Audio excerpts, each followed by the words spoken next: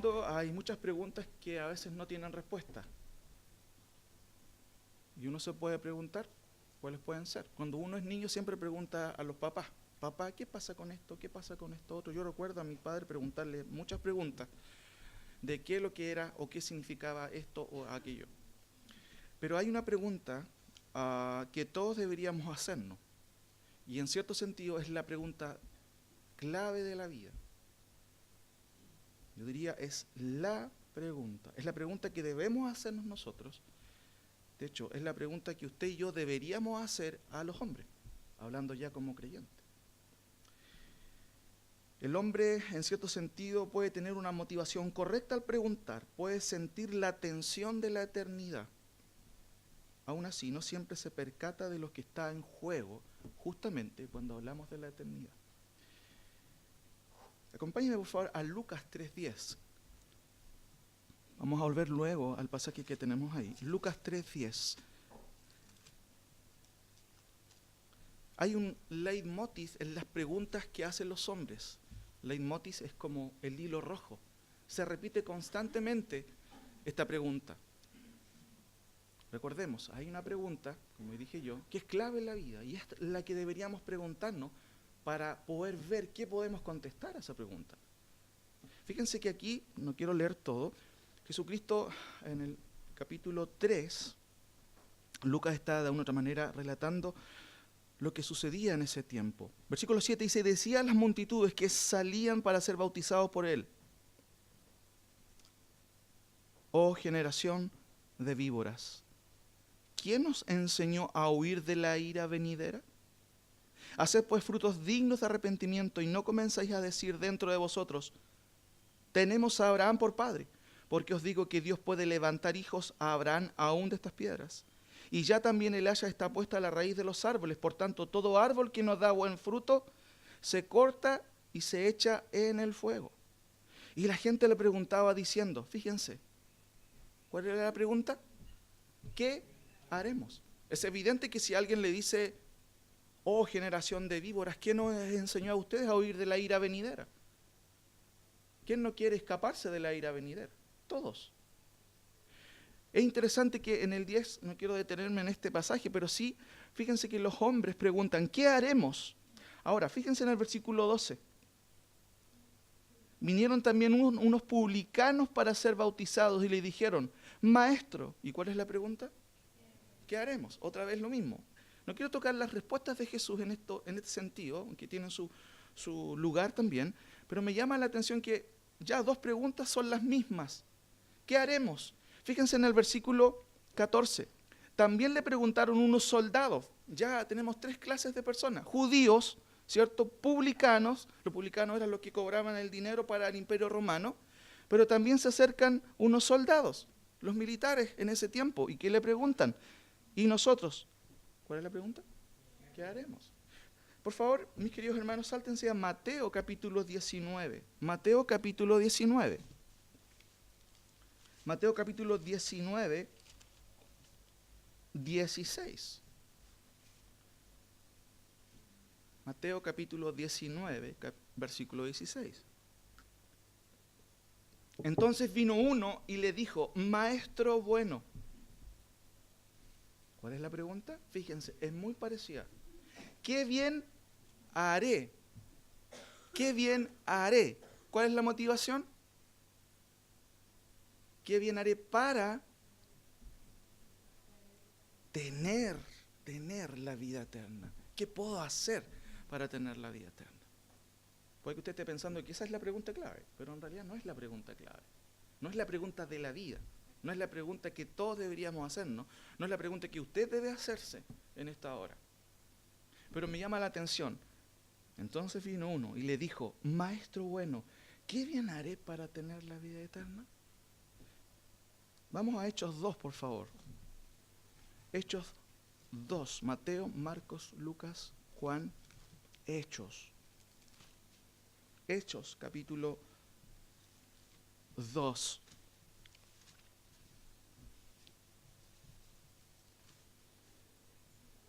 Hechos capítulo 2. Fíjense que el 22 dice, varones israelitas. oíd estas palabras. Y Pedro, quien está hablando, va a empezar a exhortarles. Y le exhorta fuertemente. Varones israelitas, judíos, ¿cierto? Notemos, por ejemplo, el 22. Dice, varones israelitas, oíd estas palabras. Jesús Nazareno, varón aprobado por Dios entre vosotros con maravillas, prodigios y señales que Dios hizo entre vosotros por medio de él, como vosotros mismos sabéis. A este, entregado por el determinado consejo y anticipado conocimiento de Dios, prendisteis y matasteis por manos de inicuos, crucificándole. ¿Qué está haciendo Pedro? Los está exhortando, le está diciendo, ustedes son culpables de haber llevado a Cristo a la cruz. Pero al mismo tiempo es interesante, el texto dice que eso estaba todo bajo el control de Dios. Fíjense en el 23, a este entregado por el determinado consejo y anticipado conocimiento de Dios. Dios usó la maldad de ellos para hacer sus propósitos. Ahora, Pedro va a exponer varios versículos, yo no quiero detenerme ahí, pero va a hablar incluso desde el Antiguo Testamento diciendo, ¿se dan cuenta que este era el Cristo que Dios había prometido? Este era el Cristo que Dios había, ¿cierto?, designado para que muriera y resucitara. Después de eso, fíjense el versículo 36, está terminando la exhortación Pedro y dice, sepa pues ciertísimamente toda la casa de Israel que a este Jesús, a quien vosotros crucificasteis, ¿saben qué? Dios le ha hecho dos cosas, Señor y Cristo. Señor sobre todos y Cristo, el Mesías, el que Dios, ¿cierto?, había mandado, al que había ungido. ¿Cuál es la respuesta de los judíos? Al oír esto, versículo 37, se compungieron de corazón. La palabra compungir es una especie de, la idea de eso es como que se les atravesó el corazón. Es como que alguien hubiera pasado una espada sobre su corazón. ¿Y cuál es la respuesta de ellos? ¿Qué es lo que dicen cuando ellos, ¿cierto?, se ven interpelados por Pedro? Al oír esto se compungieron de corazón y dijeron a Pedro y a los otros apóstoles, varones hermanos, ¿cuál es la pregunta? ¿Se dan cuenta? ¿Cuál es el hilo rojo en toda esta respuesta? ¿Qué haremos? ¿Qué haremos? Parece que hay que hacer algo, ¿no? ¿Sí? Es claro la pregunta. ¿Qué haremos? El último pasaje que quiero que vayamos solamente es Hechos 16, un par de hojas más adelante. Hechos 16.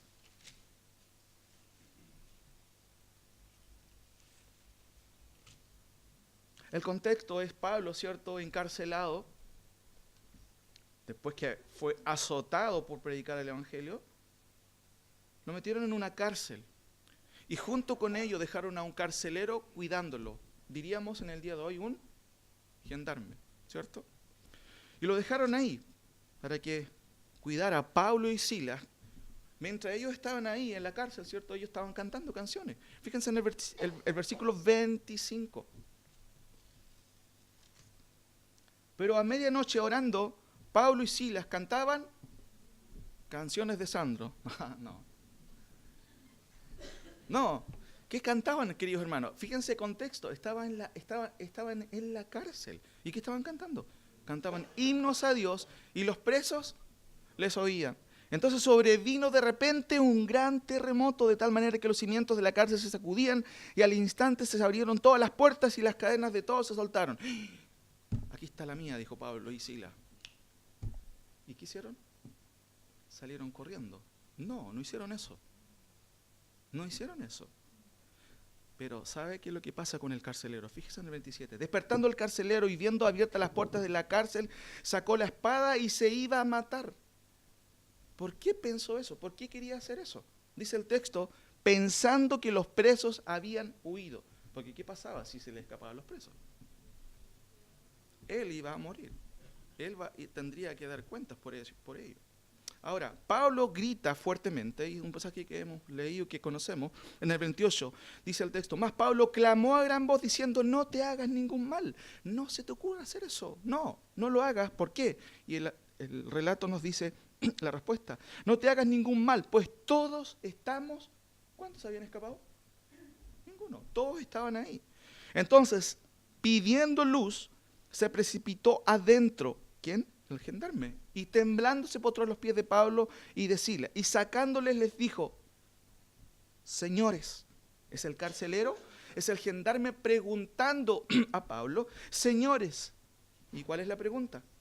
¿Qué debo hacer para ser salvo? ¿Qué debo hacer para ser salvo? Nuevamente se repite el concepto. ¿Qué debo hacer? ¿Cuál es entonces la pregunta que todo hombre debe hacerse? A lo mejor podemos confundirnos y podemos pensar, ¿qué debo hacer para ser salvo?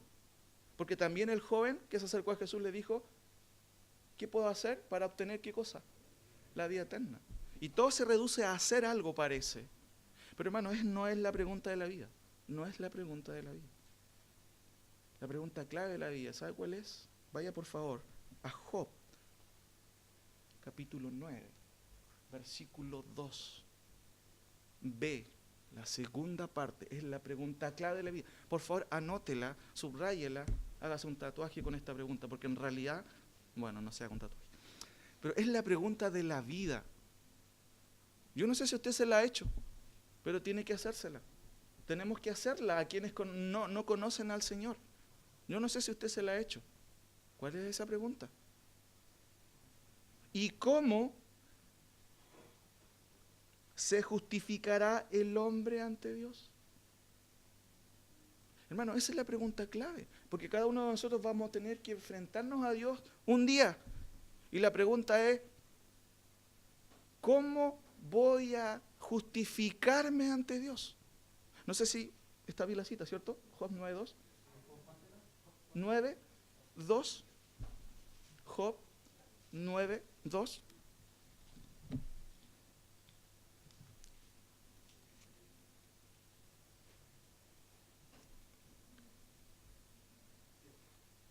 Ciertamente yo sé que es así, ¿cierto? Ese es Job que está hablando con Bildad, uno de los consejeros en la calamidad que está pasando Job. Pero esta pregunta es tremenda. ¿Y cómo se justificará el hombre con Dios? Esa es la gran pregunta, mis queridos hermanos. Y eso ha sido la pregunta de las religiones en general. ¿Cómo se justificará? Pero hágalo suyo. ¿Cómo se va a justificar usted? ¿Cuál es la justificación? Antiguamente, cuando nosotros íbamos al colegio, yo no sé si se hace eso ahora, cuando no íbamos al colegio teníamos que llevar ¿cierto? No sé si se hace eso ahora, pero puede que sí, ¿cierto? En mi tiempo yo me hacía solo los justificativos. Y firmaba con la letra de mi mamá, ¿cierto? Eso no se hace, ¿cierto? Eso no podemos hacer nosotros frente a Dios, ¿saben? No podemos hacernos un auto justificativo. No. ¿Cómo se justificará el hombre ante Dios? Hermanos, queridos hermanos, amigos, visitas, tenemos que pensar en eso. Usted va a tener que enfrentar a Dios. Y de hecho, Dios ya lo considera a usted culpable. Por eso la Biblia dice que está establecido para los hombres que mueran una sola vez. Y después de esto el juicio. Hebreos 9:27. ¿Juicio? ¿Por qué juicio? Bueno, Dios le considera a usted pecador, culpable. Necesita un buen abogado. ¿Ha pensado en eso? ¿Ha pensado que tiene que enfrentar la eternidad? ¿Cómo lo va a hacer? ¿Cómo lo va a hacer? Por eso que Job es muy interesante lo que dice. ¿Cómo se va a justificar el hombre ante Dios? El propio Señor Jesús responde justamente en este capítulo. Volvamos a Juan 6, mis queridos hermanos. Juan 6. El propio Jesús responde a esta interrogante aquí. Y siendo el mismo que de acuerdo a la teología bíblica justifica, recuerden que Cristo es el que justifica, él mismo nos presenta en este capítulo 3 cuestiones que Jesús repite en todo el capítulo de manera circular. 3 cosas que debemos de tener claro antes de responder a esta pregunta. Y de hecho, 3 cosas que debemos considerar a la hora de responder este interrogante o a la hora de preguntarnos nosotros, ¿cómo se justificará el hombre ante Dios? Hay 3 cosas que que Jesucristo dice aquí en este pasaje, en estos versículos que yo quiero que podamos leer. Versículo 26, ya tenemos el contexto. La gente le sigue, ¿cierto? Se da cuenta que Jesús no está. Está al otro lado, ¿cierto? A la vueltecita, era aproximadamente casi 4 o 5 kilómetros que Jesús había salido de la barca y había ido al otro lado y todos van corriendo hacia Jesús. Quieren estar con él. Por eso que le preguntan, Rabí, ¿dónde estás? ¿Dónde? Te perdimos de vista. ¿Cuándo llegaste acá? Versículo 26. Mire qué respuesta le da Jesús. Qué amable Jesús.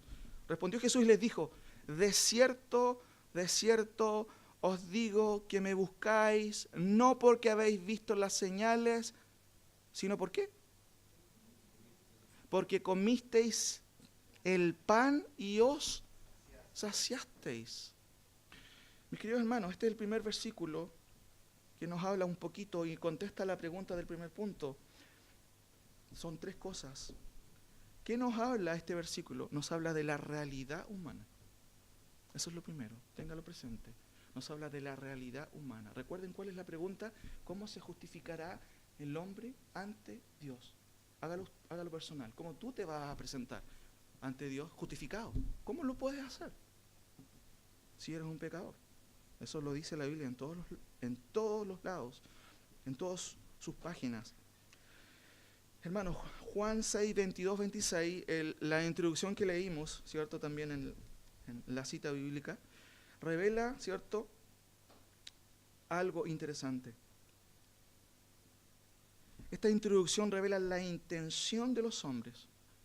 Si yo le pregunto a usted, ¿usted conoce la intención de los hombres? Nosotros no conocemos la intención de los hombres.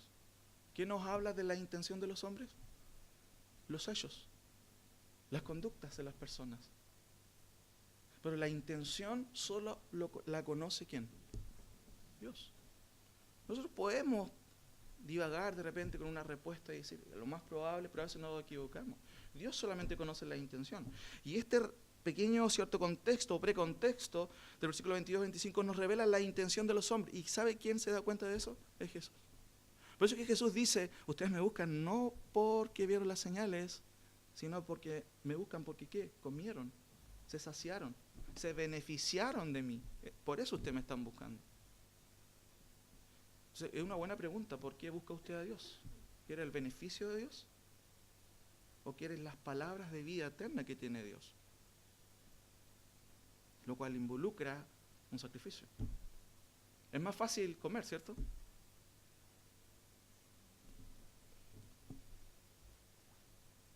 El contexto, como dije, revela la intención de los hombres. Es Jesús quien ve aquí justamente la realidad humana. El primer pensamiento del versículo 26 entonces dice Jesucristo, de cierto, de cierto. Eso siempre se repite en la Biblia, en el Nuevo Testamento. Es una frase típica del Señor Jesucristo. En el original se lee amén, amén. Y es una forma protocolar de decir, le voy a contar una verdad, pero esta es la pura verdad. Y él dice, ¿saben qué? De cierto les digo. Ustedes no me buscan por las señales que yo hice, me buscan simplemente porque se beneficiaron de mí, nada más. Y esto revela tres cosas del hombre. Primero, que el hombre no es sincero. ¿Sí o no? Claramente. Porque muchas veces el hombre se acerca a alguien y muchas veces, y en todos los aspectos de la vida, en el trabajo, en los estudios, tú ves que a veces la gente se acerca a ti con una intención, pero a veces no es la verdadera por interés, justamente. Claramente aquí hay un interés. Primero, el hombre no es sincero, esa es la realidad humana. Segundo, el hombre, si no es sincero, ¿qué es? Es un hipócrita. Porque para que una persona se acerque a alguien pidiendo algo que no es realmente lo que quiere, es que tiene que ser demasiado hipócrita para acercarse y fingir que tú le interesas. Se acerca de ti para sacar algún beneficio personal. Eso se ve en todas las áreas de la vida. Aquí claramente estos hombres eran hipócritas. No solamente no eran sinceros, sino también eran hipócritas. Tercera cosa, los hombres eran temporales en su visión de la vida, porque estaban pensando en qué cosas. En el presente, en saciar qué cosa. El hambre simplemente, nada más. Nada más. Allá hay algo, vamos para allá. ¿Sí? ¿Sí? Vamos para allá. Vamos para allá. Primero, recuerden, ¿cuál es la pregunta clave de la vida? ¿Qué haré para heredar la vida eterna? Sí, pero la pregunta clave es, ¿cuál es? No olvidemos eso. ¿Cómo se justificará el hombre ante Dios? Usted ya tiene la respuesta, ¿o no? ¿Cómo se va a justificar usted ante Dios? Porque le paso el aviso, o sea, la vida es corta. La vida es corta. La eternidad es, justamente, como dice esa palabra, es la eternidad. Nuestra vida es así, es un clic, es un chasquido, nada más, nada más. Primer punto, ¿cierto? La realidad humana, eso es lo que vemos. Ahora, fíjense por favor, mis queridos hermanos, y aquí quiero que pongan atención. El texto dice, respondió Jesús y le dijo, de cierto os digo que me buscáis no porque habéis visto las señales, sino porque comisteis el pan y os saciaste. Esa es la realidad humana. El hombre no es sincero, el hombre es hipócrita, el hombre es temporal. Pero fíjense en el contexto, porque Jesús mantiene esta conversación con ellos todo el capítulo. Y se va a repetir este concepto de otra forma, la realidad humana. Fíjense, por ejemplo, en el versículo 30. Después vamos a ver, obviamente, el contexto. Pero vemos también la reacción de los judíos. Le dijeron entonces, ¿qué señal pues haces tú para que veamos y te creamos? ¿Qué obra haces tú?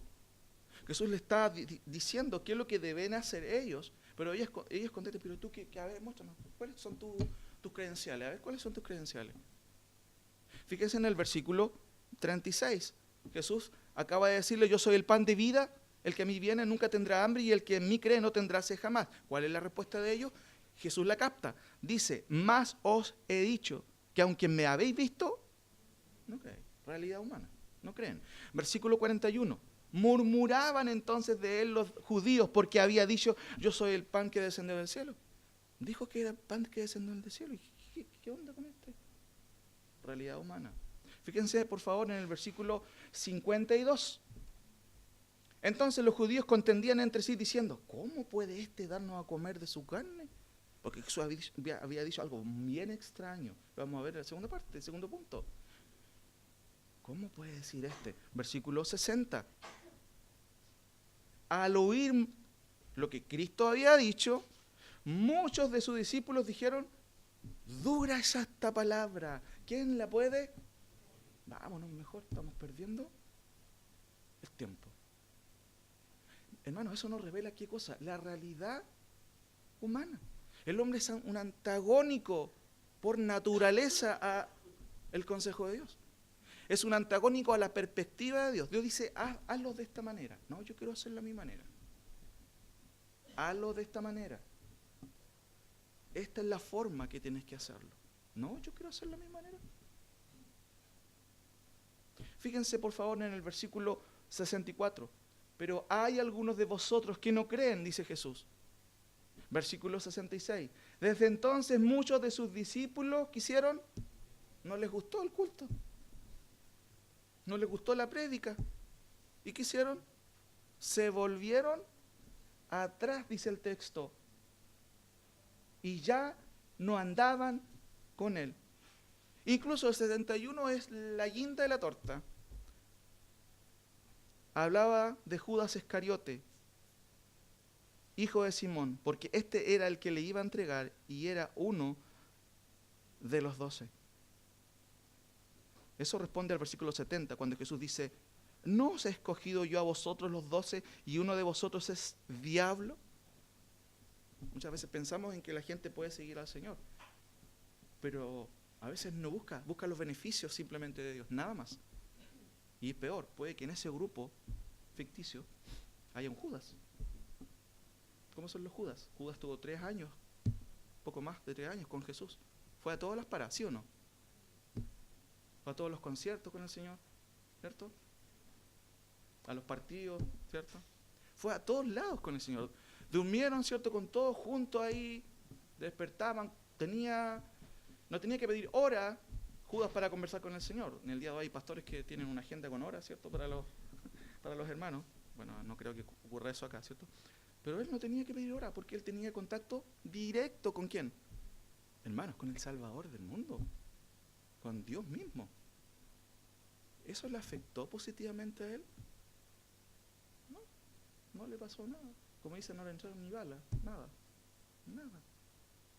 La realidad humana, mis queridos hermanos, es radicalmente desastrosa.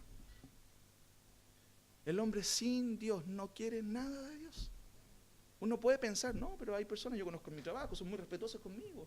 Sí, tú eres cristiano, qué bueno, qué bueno. Pero esa es la fachada simplemente, hermano. Simplemente es la fachada. Basta ver lo que está sucediendo en el día de hoy con la televisión chilena. Se ha dado cuenta cada vez más hay una odiosidad hacia el cristianismo, hacia personas que piensan de manera conservadora. Y hay un libertinaje total. Desvinculan a muchas personas que hablen correctamente, porque no es justamente lo políticamente correcto. La realidad humana es catastrófica, mis queridos hermanos. Segunda cosa, la realidad humana es catastrófica. Sin embargo, Jesús igual nos invita a seguirle. A pesar de eso, igual. Fíjese en el versículo 27. ¿Qué dice Jesús? Y esto es un poco raro en cierto sentido. Porque ellos vienen corriendo, me imagino, a Jesús. Jesús, ¿dónde estabas? Te perdimos de vista, ¿dónde estabas? Y Jesús obviamente, ¿qué les dice? Qué buenos amigos, qué bueno que vinieron conmigo, que son buena onda. No, ¿ustedes saben por qué vienen? Porque ustedes se saciaron, por eso vienen. No es muy buena respuesta, ¿cierto? ¿Usted diría eso a alguien, a un amigo? ¿Viniste a mi casa a puro comer? Sería feo, ¿ah? Sería feo.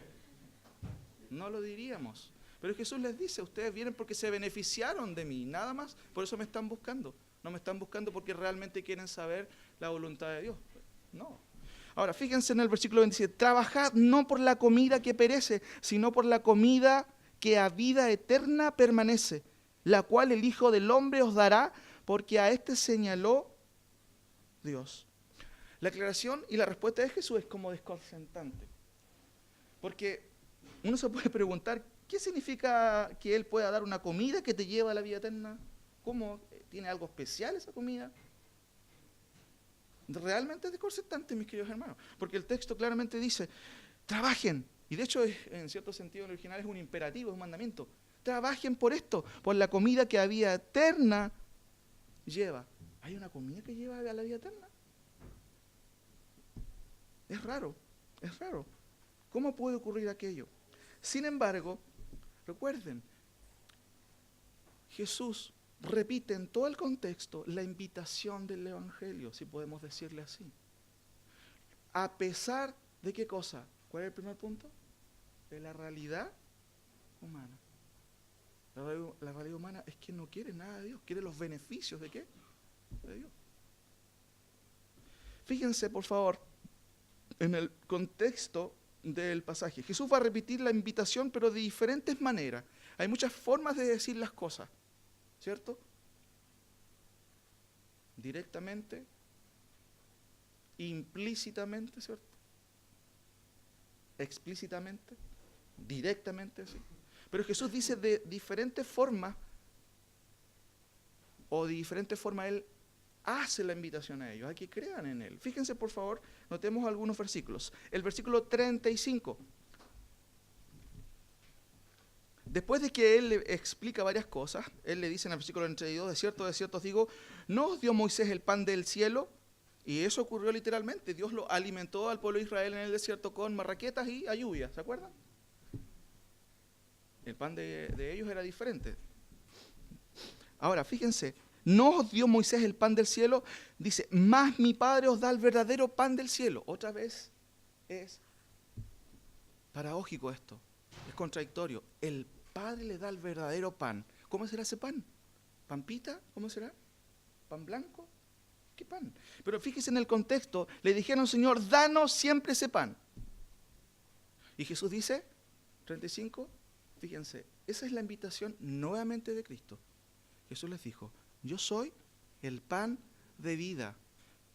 El que a mí viene nunca tendrá hambre y el que en mí cree no tendrá sed jamás. Es evidente que el Señor está siendo metafórico, está usando estas maneras del lenguaje, ¿cierto?, para explicar que al que viene a Él jamás va a tener hambre. Ahora, ¿cómo entendieron ellos en sus oídos esta invitación?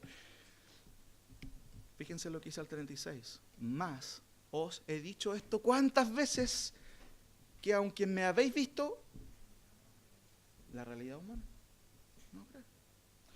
Fíjense que Jesús nuevamente va a hacer la invitación. Versículo 32 y 33. Bueno, ya lo leímos, ¿cierto? De cierto os digo, no os dio Moisés el pan del cielo, mas mi Padre os da el verdadero pan del cielo. Eso también es evangelio. Pero ¿cómo lo desciframos? O sea, Él nos da el verdadero pan. Versículo 33. Porque el pan de Dios es aquel que descendió del cielo y da vida al mundo. Ahora es un pan, fíjense, va subiendo los beneficios de este pan. ¿Qué dirían los nutricionistas? Este pan, si tú comes, ¿vas a tener hambre? No vas a tener jamás hambre. Pero se agrega, trae incorporado agua. Porque dice, tampoco vas a tener sed. Pero dice el versículo 33, porque el pan de Dios es aquel que descendió del mundo y que da vida, aparte da vida ese pan. ¿Quién querría comer ese pan? ¿Querría comer usted ese pan? Sin duda, y no engorda. ¿Saben, hermanos, que de verdad, les digo, es desconcertante lo que está haciendo Jesús? Porque uno dice, ¿cómo? Este pan es algo especial. Pero Él lo que está diciendo a través de estas palabras es invitar a las personas a creer en Él, simplemente. De diferentes maneras. Fíjese por favor en el versículo 34. Ya lo leímos. Le dijeron, Señor, danos siempre ese pan. Jesús dijo, yo soy el pan de vida, el que a mí viene nunca tendrá hambre y el que en mí cree no tendrá sed jamás. Sospecho que si Jesús hubiera estado en una clase de instituto en el día de hoy, lo más probable hubiera reprobado la clase de evangelismo. Porque es como enredado, ¿no? Usted le diría a una persona, tienes que comer del pan de vida.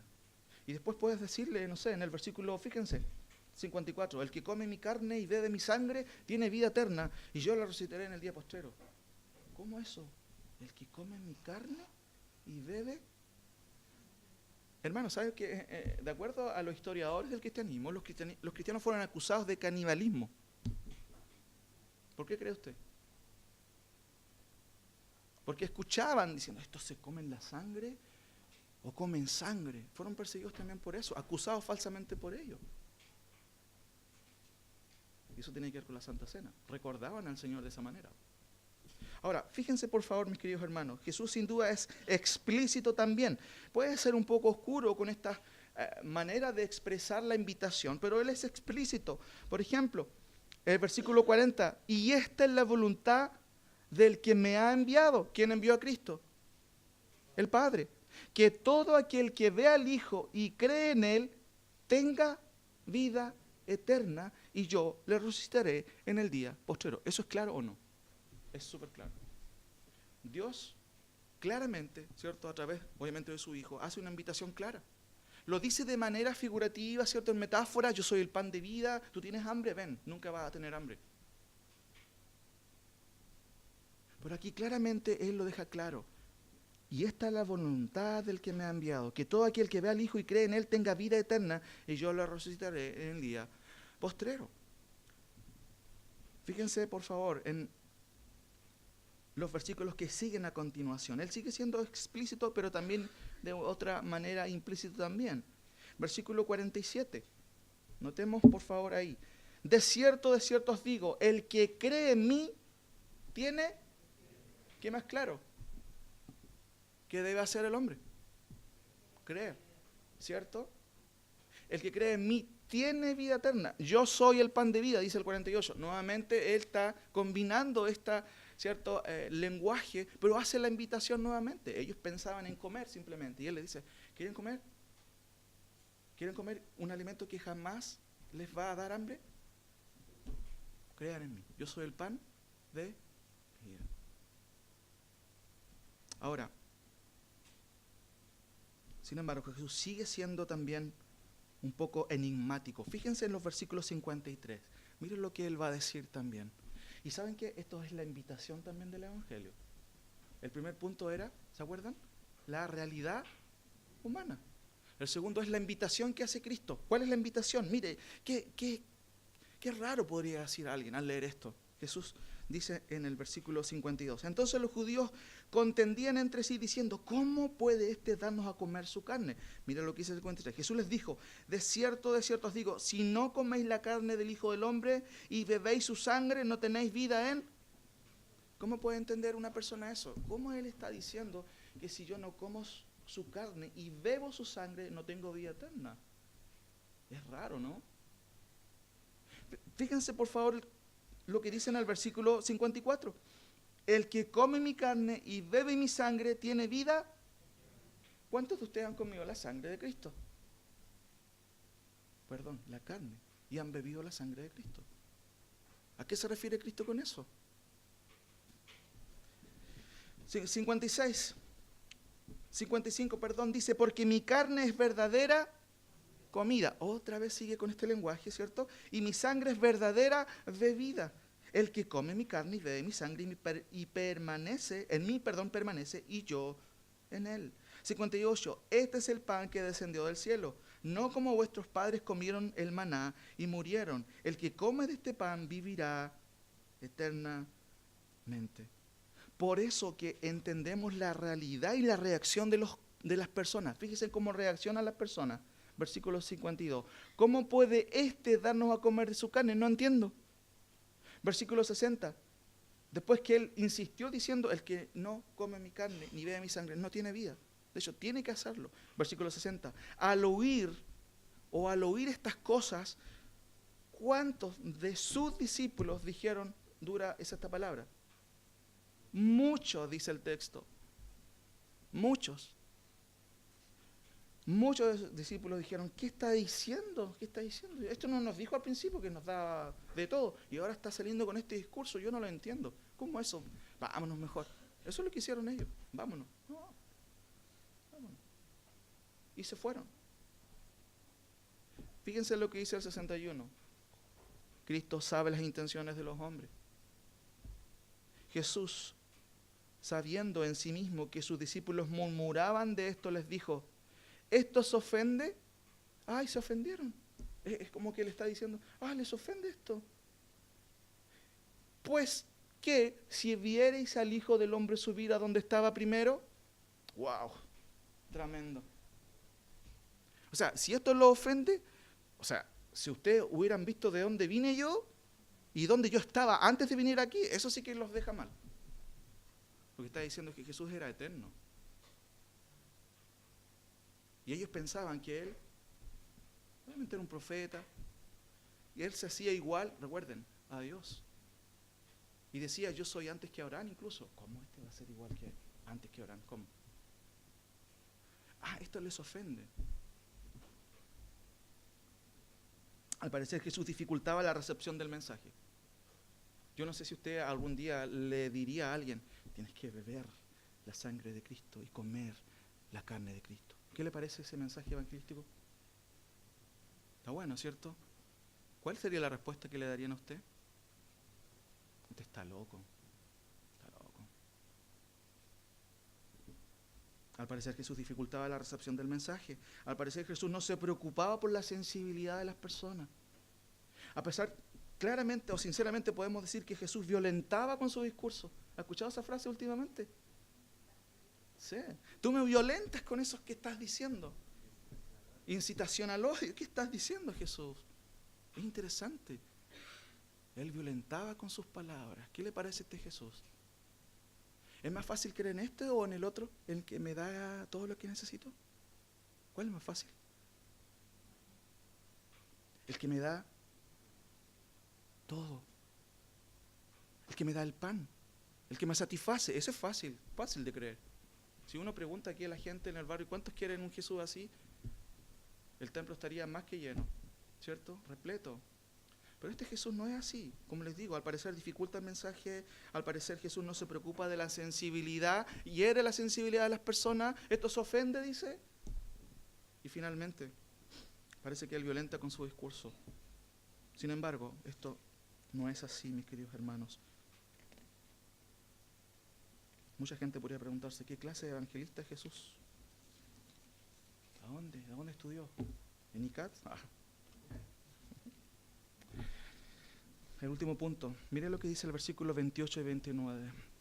Recuerden, estamos viendo estos versículos. Trabajad no por la comida que perece, sino por la comida que a vida eterna permanece, la cual el Hijo del Hombre os dará, porque a este señaló Dios. ¿Cuál es la respuesta de ellos? Al escuchar esta respuesta de Jesús. Entonces le dijeron, miren qué interesante la pregunta. ¿Qué les recuerda esta pregunta? ¿Qué dicen ellos? ¿Qué debemos? ¿En qué siguen pensando? En hacer algo. No sé si me entienden. La religión humanista, se basa en eso. ¿Qué yo puedo hacer para agradar a Dios? Eso es lo que preguntan ellos. ¿Qué debemos hacer? Y agregan algo para poner en práctica las obras de Dios. Queremos agradar a Dios. Así que algo tengo que hacer yo. Algo tengo que hacer. ¿Me tengo que portar bien? A lo mejor sí, puedo hacer un esfuerzo por portarme bien. Eso le podría agradar a Dios. ¿Qué debemos hacer para poner en práctica las obras de Dios? Este último punto revela la importancia de Dios en toda la conversación, la importancia de Dios en todo el propósito de la misión de Jesús, la importancia concreta de Dios en la salvación. Este tercer punto tiene que ver con la soberanía de Dios. El primer punto tenía que ver, recuerden, con la realidad humana. ¿Cuál es la realidad humana? El hombre es un antagónico, es un hostil frente al mensaje de Dios. Lo natural es que él responda así. No se sorprende cuando a alguien le dice, oh, qué bueno, tú vas a la iglesia, oh, súper bien. Protocolarmente una persona puede decir que bueno, que vas a la iglesia y todo. Pero en el fondo, ¿qué está diciendo? Este no sabe qué está haciendo. No entiendo por qué va 2 horas el domingo a la iglesia en vez de estar durmiendo o viendo la Champions, ¿cierto? No entiendo. ¿Por qué va? Hermanos, primero, la realidad del hombre. Segundo, ¿cuál era el segundo punto? La invitación de Jesús. Si se dieron cuenta, en todo el capítulo Él sigue invitando, metafóricamente y a veces explícitamente. Yo soy el pan de vida. El que viene a mí o come este pan vivirá, ¿de qué manera? Eternamente. Siempre Él está haciendo la invitación, pero también en todo este contexto vemos una tercera cosa, la soberanía de Dios. Fíjense por favor en algunas cosas. Entonces les dijeron, versículo 29, ¿qué debemos hacer para poner en práctica las obras de Dios? Y esta es la respuesta de Jesús. Esta es la obra de Dios, que creáis en el que Él ha enviado. Yo no sé si hace un tiempo igual les pregunté, ¿creer es una obra? ¿Sí o no? Sí. Se olvidaron de un versículo que dice, porque por gracia sois salvos. Sí, puede ser, sí. Entonces yo les pregunto de nuevo, ¿creer es una obra? Porque ¿cuál es el énfasis del hombre? ¿Qué debo yo? Estoy listo para hacer algo, mándame, yo hago algo y me gano ciertos puntos. Fíjense que esto tiene que ver con méritos y deméritos. ¿Qué mérito tengo que hacer para que me regalen una PS4, cierto? ¿Josué no está? ¿Sí? ¿No está? No, tienes muchos deméritos, perdiste, ¿cierto? Entonces los hombres siempre están pensando en méritos. ¿Qué méritos puedo yo hacer para lograr tu aprobación, Dios? ¿Qué puedo hacer? ¿Qué puedo hacer? ¿Qué puedo hacer? ¿Qué puedo hacer? Eso es relativo a obra. Y puede confundirnos porque yo les pregunto, ¿creer es una obra? Porque claramente Dios, o Cristo en este caso, cierto que es Dios también, obviamente, está diciendo, esta es la obra de Dios, que creáis en el que Él ha enviado. Entonces, como que es raro Jesús, ¿eh? Porque dice, esta es la obra. ¿Y qué es una obra? Es una acción. Pero el Evangelio es totalmente antagónico a hacer cosas. ¿Cómo es eso? Hermanos, hay 2 cosas interesantes aquí. Estoy terminando. Primero, los hombres que interpelaban a Jesús, finalmente no dejaron de ser lo que eran, hombres faltos de la comprensión espiritual. No dejaron de ser lo que eran. Seguían pensando en función de las obras, preguntaron, ¿qué debemos hacer? Segunda cosa, en el día de hoy no es bien visto contestar una pregunta con otra, ¿sí o no? Yo te hice una pregunta, ¿por qué me estás respondiendo con una pregunta? No sé si eso tendrá un nombre, en cierto sentido, que califica esa acción como negativa.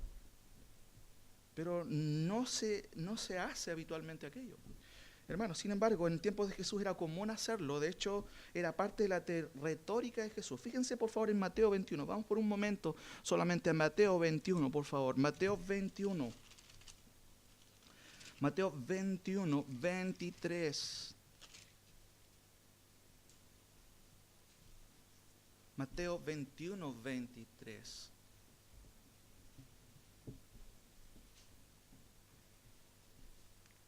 Cuando vino al templo, los principales sacerdotes y los ancianos del pueblo se acercaron a él mientras enseñaba y le dijeron, ¿con qué autoridad hace estas cosas? ¿Y quién te dio esta autoridad? Mira lo que le responde Jesús. Respondiendo Jesús les dijo, yo también os haré una pregunta. ¿Se dan cuenta? Y si me la contestáis, yo les voy a decir. El bautismo de Juan, 25. ¿De dónde era? ¿Del cielo o de los hombres? ¿Cómo contestó Jesús una pregunta? ¿Saben cómo le llamaban los griegos a eso? Interesante. Anteisagogie. Anti-isagogie. Así le denominaban. Era una parte de la retórica. Cuando a alguien le hacían una pregunta, ellos respondían con otra pregunta. Pero esta forma de retórica de responder tiene dos versiones. La otra se llama antístrofe. ¿Y qué significa antístrofe? Usar las mismas palabras del interlocutor para responder. Y fíjense en nuestro pasaje. ¿Cuál es la pregunta de ellos? Versículo 28. Entonces le dijeron, ¿qué debemos hacer para poner en práctica? ¿Qué cosa? Fíjense que Cristo usa las mismas palabras. Se lo puedo explicar de esta manera. Mi hijo viene y me dice, papá, quiero jugar tablet, ya estudié harto, ¿cierto? Yo le digo, ¿quieres jugar tablet? Ven, toma la escoba. No sé si me entienden. Uso las mismas palabras de él, pero voy en otra dirección. Ellos preguntan, ya, ¿qué debemos hacer para poner en práctica las obras de... ¿Quieren hacer las obras de Dios? Vengan, esta es la obra de Dios. ¿Se dan cuenta la manera retórica que él tiene para decirlo? Él no está diciendo que la fe, hermanos, es una obra. No. La fe no es una obra. Pero es una forma retórica de decirle, ¿quieren hacer obra? Esta es la obra, vengan. Imagínense los ojos que abrieron ellos. Esta es la obra. ¿Dónde? ¿Cuál es? ¿Y cuál es esa obra? Que creáis en otra obra. No sé si me entienden. Pero ¿qué está implícito en eso? ¿Qué está implícito en esta antístrofe? Esa es la idea, usar las mismas palabras del interlocutor para responder. Y termino con esto. Hermanos, el Evangelio es tan sencillo de entender, ¿sí o no? ¿Sí o no? ¿Es sencillo o no? Jesús dice, yo soy el camino, la verdad y la vida. No significa la vida de la plenitud, de que vas a tener un auto, 2, 3 autos, 5 casas. No se refiere a esa vida. Se refiere a la vida eterna. Tú vas a morir algún día. ¿Sabes dónde vas a ir? Jesús dice, yo soy el camino. La verdad. No dice que un pastor es la verdad. No dice que esta iglesia es la verdad. ¿Quién es la verdad? Cristo es la verdad. Yo soy el camino, la verdad y la vida. El que cree en mí tiene vida eterna. No dice tendrá, puede que tenga, aunque el énfasis de ese versículo está en el verbo, que podríamos traducirlo en español como un gerundio, el que está creyendo en mí. No habla de una circunstancia, habla de un estado de fe continua. El que creyó, cree y sigue creyendo en mí, ese tiene vida eterna. Eso es lo que está diciendo Jesucristo. Ahora, el Evangelio es sencillo de entender. Ahora, ¿recuerdan las frases que dijo Jesús? Yo soy el pan de vida. ¿Cómo es el pan de vida? Pero Él también lo hace explícito, ¿sí o no? Porque Él dice claramente, y esta es la voluntad del que me ha enviado, que todo aquel que ve al Hijo y cree en Él, tenga vida eterna. Y yo lo recitaré en el día postrero, claramente. Tienen que creer en Cristo, en la obra de Cristo, en la cruz de Cristo. Es claro, no es difícil de entender. Sin embargo, segunda cosa, el Evangelio, humanamente hablando, es imposible de abrazar. ¿Me entienden? ¿Se dieron cuenta de las reacciones de las personas? ¿Cómo puede decir esto? Vámonos mejor, vámonos. Hermano, el Evangelio es sencillo de entender. Cristo muere en lugar mío. Y ese sacrificio, esa representación, es lo que me salva. Es difícil de entender, pero es difícil ¿de qué cosa? De abrazar. ¿Se acuerdan de las parábolas? El domingo pasado, el hermano Germán empezó con la serie de parábolas. Y vimos que no todos los corazones reciben de la misma manera esto. Hay cosas que dificultan que yo abrace la palabra. A veces Satanás que viene y saca la semilla, a veces son las mismas, ¿cierto?, circunstancias de la vida que en el contexto, ¿cierto?, ahí se refieren a las malezas que crecen y ahogan la palabra, las circunstancias de la vida. No, es que prefiero ir acá, tengo que ir acá. Vamos a la iglesia. ¿Para qué tanto? Si fui el año pasado. Hermanos, segunda cosa. Primero, el Evangelio es sencillo de entender. Porque de tal manera amó Dios al mundo. Hermano, cualquier persona puede entender la gramática de ese texto. Pero abrazar esa verdad, wow. Eso es dificilísimo. Yo diría imposible. El tercer punto es la soberanía de Dios. Es aquí, hermanos, donde entra justamente lo que es la soberanía de Dios. Si en esta iglesia entraran el próximo domingo una masa de personas, ¿usted estaría contento? ¿Sí? Yo no estaría contento. Porque si entra una masa de personas, hay algo que anda mal. Porque el Evangelio es locura. ¿Quién dice eso? Es insensatez. O sea, algo está pasando en el púlpito que estoy haciendo muy divertido mi mensaje. Porque está llegando a muchas personas. Porque si yo predico fielmente la Escritura, ¿sabe lo que va a suceder? La gente va a decir, ¡ay, qué duro lo que dijo el pastor! Vámonos mejor. Hermanos, cuando usted predica fielmente la palabra, eso es lo que ocurre. La palabra molesta. Si viene mucha gente, ya sabe, algo está pasando. Hay humo acá, luces, no sé qué será. El pianista espectacular. No sé. Igual se equivoca harto. Pero hermanos, el Evangelio es sencillo de entender, pero humanamente es imposible de abrazar.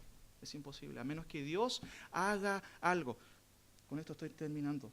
Fíjense, Pablo dijo, porque el Evangelio es locura para los que se pierden, más para los llamados, fíjense, llamados. ¿Es qué cosa? Poder de Dios. Es en otra manera decir, más para los llamados es poder de Dios actuando. Porque Dios te trae. Tú no viniste solo. ¿Cuántos creen en Cristo? ¿Cuántos creen en Dios? ¿Fue porque tú quisiste? No, fue porque Dios quiso. Fíjense lo que dice en el contexto del versículo del capítulo 6, 44. Léelo ahí, por favor, y dime, ¿cuántos pueden venir a Cristo por sí solos? ¿Ninguno? Léelo bien, puede que haya alguno ahí entremetido. ¿Cuántos pueden venir? ¿Qué es ninguno? Nadie. ¿Cuál es la condición sine qua non de que alguien llegue a Cristo? Dice, ninguno puede venir a mí. ¿Cómo eso? Si Él está invitando a que yo vaya a Él. Pero igual está diciendo, ¿saben que ninguno puede venir? A menos, ¿qué cosa? ¿Qué dice su Biblia? Que el Padre lo trajere. ¿Qué es eso? ¿Es soberanía o no? ¿O media soberanía?